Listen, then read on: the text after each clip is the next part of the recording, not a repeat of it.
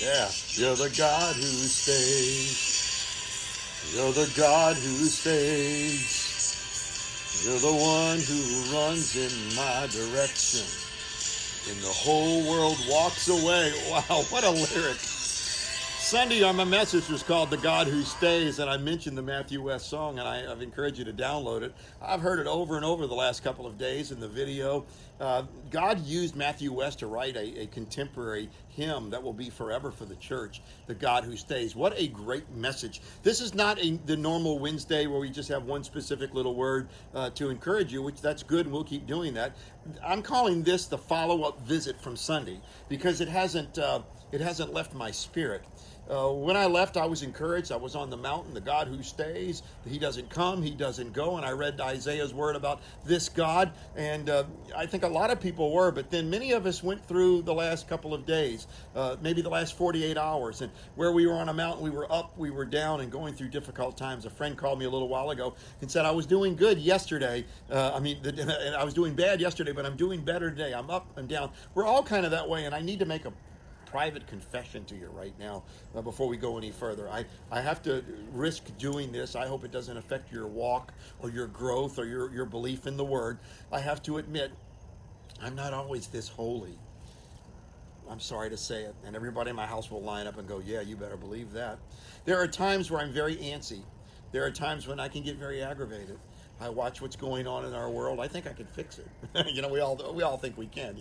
And you talk to the TV, and you're up and you're down, and you're seeing the sublime and you're seeing the foolish at the same time. And I need to remind myself, in the midst of all the storm, He's the God who stays. We're going to get through. I tell you how I want to get through. I heard a story on the news yesterday. On the news, there was a lady. She's going to be 103 in a few days. She lives in Iceland. She survived the Spanish flu, and she has just recovered from the COVID virus. This girl's got something. This girl's got some DNA or something inside of her, or she's got the word of the Lord in her mouth. And I want to be able to do those things. And by the way, what's really good news, the people that I've known that have gone through this virus, and that most of us have known, because the numbers are in the high 90%, they're gonna get through this thing. Others, we still have to be mindful of and take good care of them. But He is the God who stays. I left on a mountaintop, and I forgot to remind myself what I read on Sunday. I read this from Isaiah 40 in the Message Bible. Why would you ever complain? Why would you ever whine? Why would you ever say, God, you've lost track of me?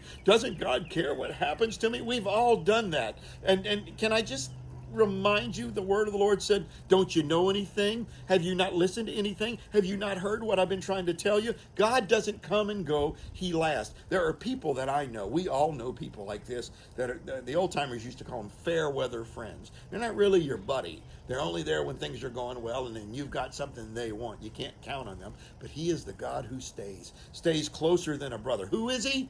He's the one who created everything you can see, everything you can imagine. He doesn't get tired. He doesn't pause to catch His breath. Some of us might be out running and doing something. We've got to stop for a minute. Both of our hands go on our knees, and we're going. He knows everything inside out, but He still loves us. He's not just the God who stays. He's the God who knew everything about me. He's the God that still loved me and still came because of me and because of you. That's the God who stays. I want to read the lyric that Matthew wrote, Matthew West. And he wrote it as if he's talking to God about himself. And he says, if I were you, I would have given up on me by now. I would have labeled me a lost cause because I feel like I'm a lost cause.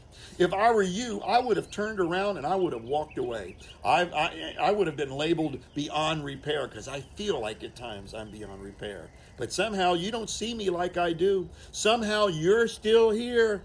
That's what this Wednesday reminder checkup is about from the Word on Sunday.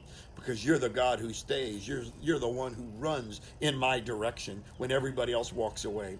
I looked for some time, and they were haunting pictures.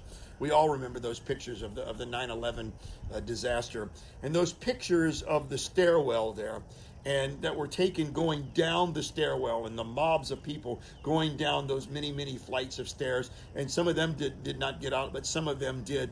And the pictures and the faces, I locked in on the faces of the firemen. There's one that I can see with dark hair, and this guy was coming up, and he had his gear on, and he was coming up, and there was no fear in his face. He didn't live too many more minutes after that picture was taken. What a hero. God love him. God rest his soul. I was on fire. I was crumbling. This thing was crumbling. But he said, I love him. I'm going to give myself for him, and I'm going to stay with him. He is the God who stays. Be encouraged. This follow-up visit wants to remind you what the word of the Lord says. Listen to Matthew West's song this week. You'll be encouraged. And by the way, don't lose your song. This Sunday, the message is I'm just about finished with the message. The basics of this message is God doesn't call anyone non-essential, and don't let anybody else call you non-essential. It's going to be good. I hope to see you. Oh, by the way, remember this. May 24th. Tell you about it later.